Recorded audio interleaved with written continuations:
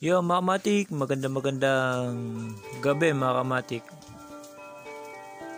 Ngayon mga kamatik, dito mga kamatik, meron ako ituturo sa inyo mga kamatik. Recyclable lantern mga kamatik. Ito yung mga bagay na patapon na mga kamatik. Ito katulad nito mga kamatik.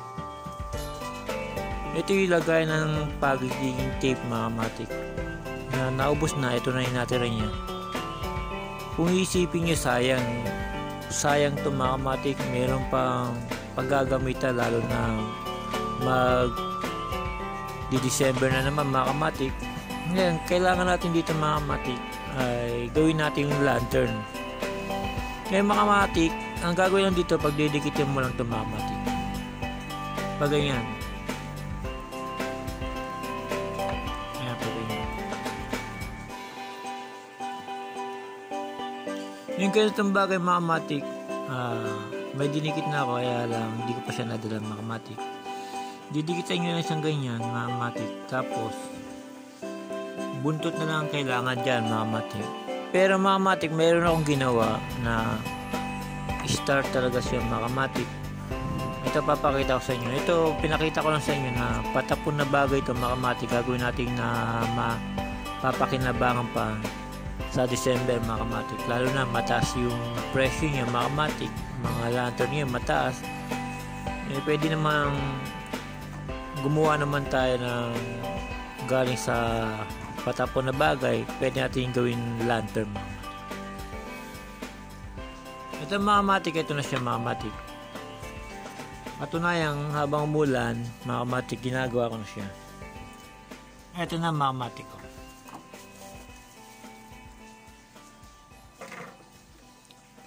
Yan mga kamatik. Yan mga kamatik. Pagayan siya. Ngayon mga kamatik, didikitan ko lang siya ng dilaw. Ngayon, pinagdikit-dikit ko yan. Pwede siya sa rugby, glue. Yan mga kamatik. Pwede. Kahit anong pandikit mga kamatik. Pwede yan. Ngayon mga kamatik, lalagyan ko naman sa kabila. Pagka gagamit kayo ng rugby mga kamatik, kailangan yung magmask kasi para hindi maamoy yung amoy ng chemical na rugby mga kamatik. Ito mga kamatik, nilalagyan ko na ng rugby mga kamatik para maidikit na mga kamatik. Ngayon mga kamatik, ito mga naisip ko lang mga kamatik. Sayang naman. Ito naman mga kamatik, tawag dito ay charol. Yung mga hindi ko na ginagamit, muli kong gagawin uli sa lantern natin na recyclable. Ito mga kamatik ko, didikit ako sa kailangan mga kamatik, pagkagagawa niya ito, kailangan may rugby siya. Didiin naman siya ng maikim.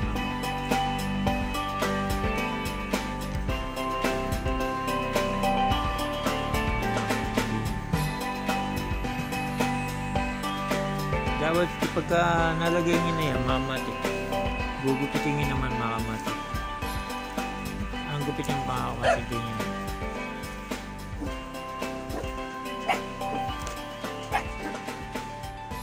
Yung mga kamatik na gupit na natin, ngayon mga kamatik, isi-shape natin na parang pabilog mga kamatik para madali natin itupiin mga kamatik pag ganyan.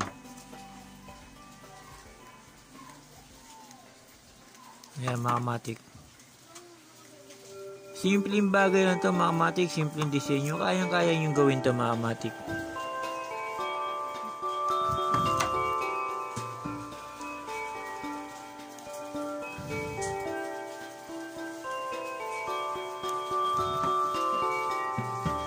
Ngayon gugupitin nyo din sa gitna mga kamatik. Gugupitin nyo sa gitna ito mga kamatik. Para pagka dinikit na rugby mga kamatik, mababatak pa yan mga kamatik.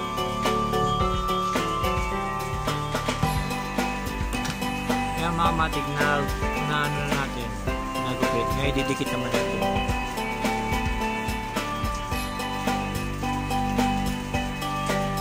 Kaya yung mga matik, pagka gagawa kayo ng ganito, siyempre kailangan natin na mahabang pasensya mga matik. Kasi kung hindi ka mainipin, ay kung mainipin ka mga matik, baka maihagis mo na tumabato mo lang.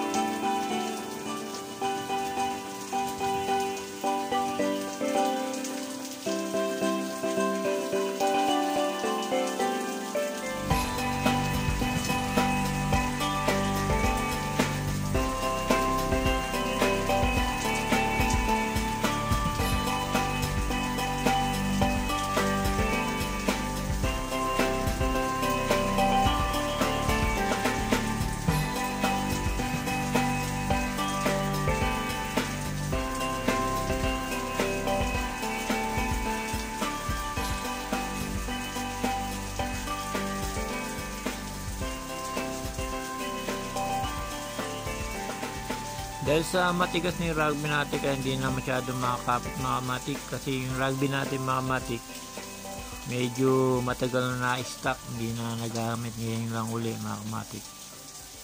Kaya hindi siya madikit agad. Pero pagka dumikit niya, babatak uli yung mga matik.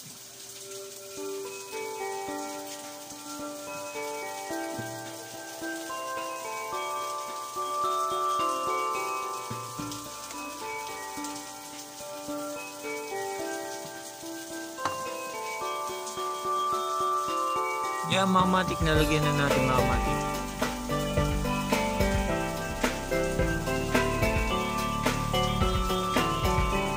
Yan mga matik, ito lalagyan natin itong mga kulay-kulay mga matik.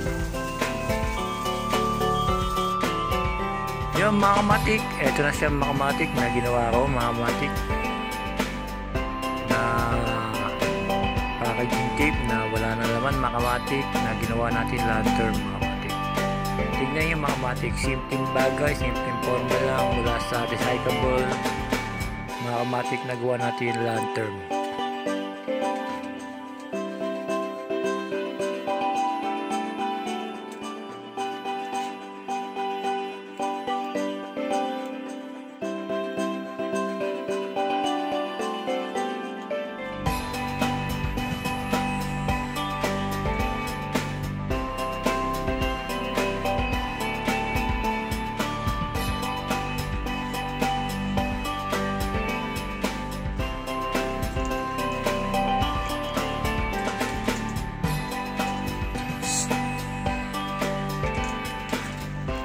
Yan mga matik, pinagdikit-dikit ko lang yan mga matik. Kung pwede yung gayahin mga matik, kung di kayo marunong sa kawayan.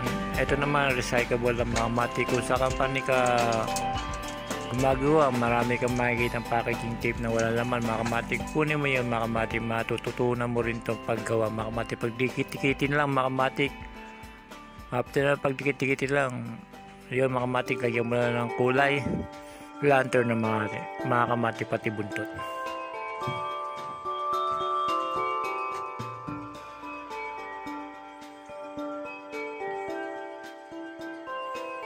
Alam niyo mga matik, kung marunong kayo sa recyclable mga matik, marami kayong matutunan mga matik.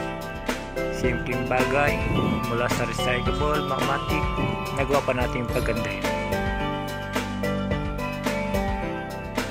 Ito yung pangalawang disenyo natin. Nauna na yung unang design mga matik. Ito yung unang mga matik.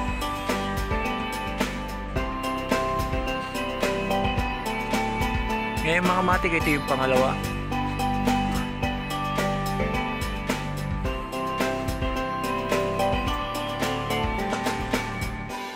Ngayon mga matik, meron pa akong gagawin yung pangatlo mga matik. Yun ang mas maganda mga matik. Mula din sa tape na MPT, packaging tape mga matik. Mas maganda yung mga matik. Yung mga matik, shiner ko lang sa inyo mga matik mula sa recyclable tape mga matik. Patapon na bagay, nagawa pa natin pan display itong December mga matik.